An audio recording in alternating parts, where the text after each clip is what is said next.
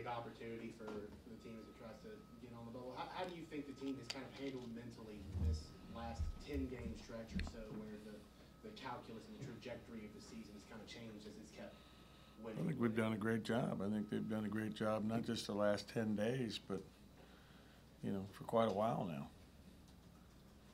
Do you think if you guys win tomorrow's game, you deserve to be in? I'm not going to go there. It's just one game at a time. I mean, all we're focused on is obviously Tennessee and trying to, play really well against a really good team that's obviously highly ranked and deservedly so with a very high RPI.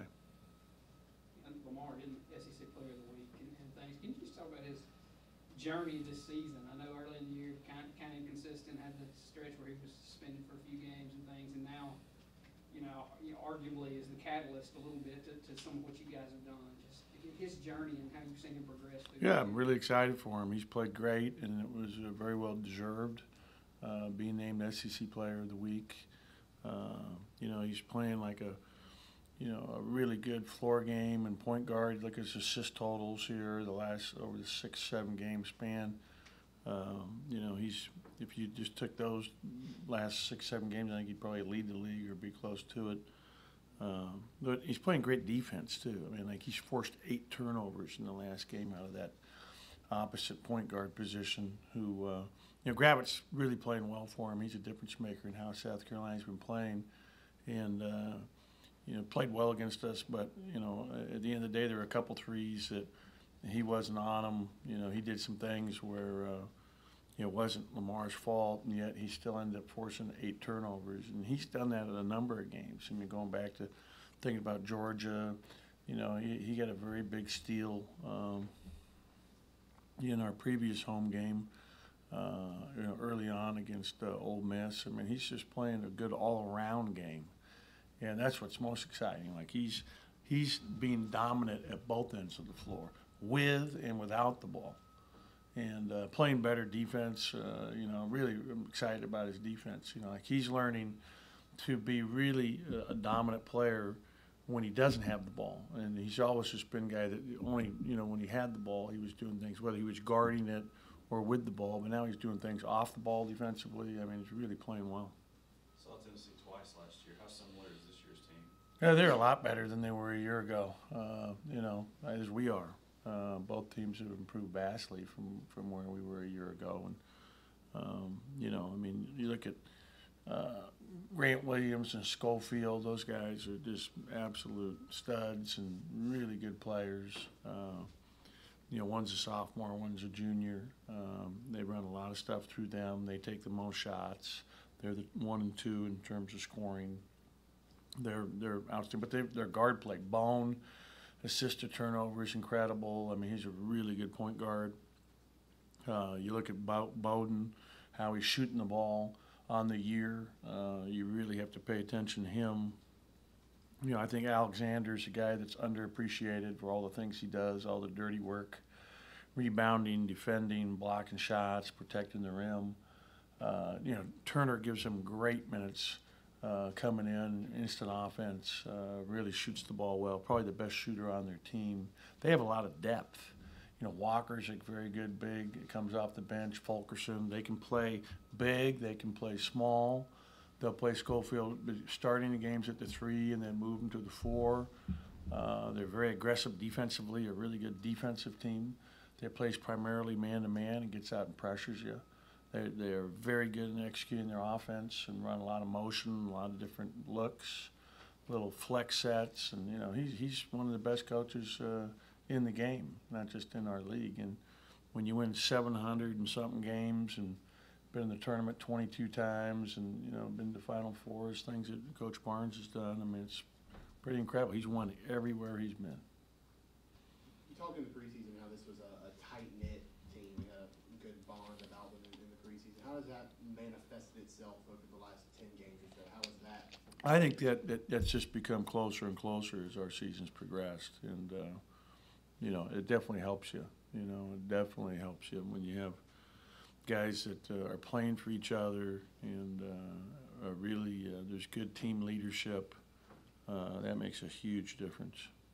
Several of your coaching stops, the year three's been a special year at those places and things. Has that just kind of been coincidental, or is that just kind of how long it takes to get your system in? I guess. I mean, typically when you take over a program, in most cases, I mean, Coach Barnes, for example, this is his third year. And, you know, you typically when you take over, you know, they're making a change because things aren't going great to begin with. So you're not inheriting, you know, and it happens once in a while. You'll come in and you'll inherit 5 pros, and it's easy. But usually that's not the case. Usually, you know, you're starting and, you know, you're starting over. And so typically in the third year, you've either got to be making some progress or they're going to get tired of you. But we talked about the competitiveness of the league all year, but when you have 9 teams within 2 games of each other right in the middle of the pack all bunched up, it really shows that. Yeah, and our league is so good. I mean, you just continue to see it night in and night out how tough it is. You know, we've talked about it from the beginning, and you hear every coach talk about it. You hear, you know, everyone talk about it. You know, and I think it's really, you know, indicative of the fact that it's the truth. I mean, you know, anybody can beat anybody. There are no easy games, and every game you got to show up and play your best to have a chance to win.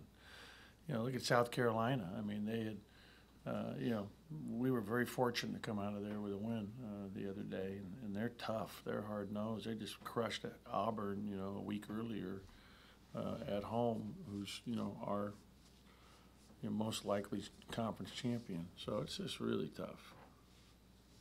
What's your opinion on the NCAA using the quadrant system for this market? Yeah, I mean, you know, they are always trying to update their analytics and how they do things, and you know, still, you know, I hope that one of the factors that they used to always talk about is, you know, how you're playing lately, and you look at your last third, and the eye test, actually watching games. You know, people on the committee are watching games every night. I mean, that's their job. It's not just the numbers; it's also actually looking and watching and seeing how teams are playing.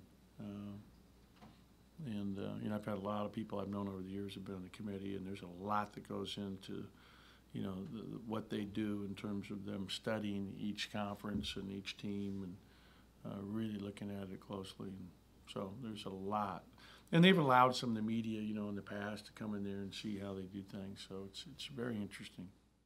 Since these bigs the last few years, what makes them such a challenge? You talking about for Tuesday's game? Yeah, for Tennessee. Oh man, gravity. That's all I can really say, because those guys, they're well coached. They're very talented. You know, they play hard. They run their offense, and things like that is what you have to be prepared for. You know, because they're great scorers also. Eric, where are you at physically right now? I'll say I'm probably at about 80%. I'm still dealing with a little soreness, but you know, it's pain that I can tolerate, so it's not going to hold me back. Do you feel like if you guys win tomorrow, you deserve to be in this tournament?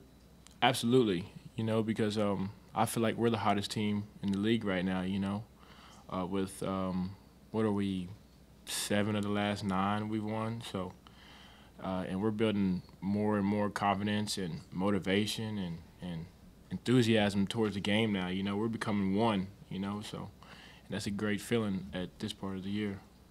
How has the team kind of handled that momentum, knowing that you're getting closer to a potential tournament spot, but also kind of keeping it in check and preparing the same way that got you those wins in the first place? How has the team kind of handled all of that mentally? I think we're handling it pretty well, because guys are not settling, you know. Like, we got that win against South Carolina. Guys are already trying to mentally get focused for the game on Tuesday. Guys are already getting shots up before Coach Highland even said we had shooting today, you know. So we're all on the right track right now.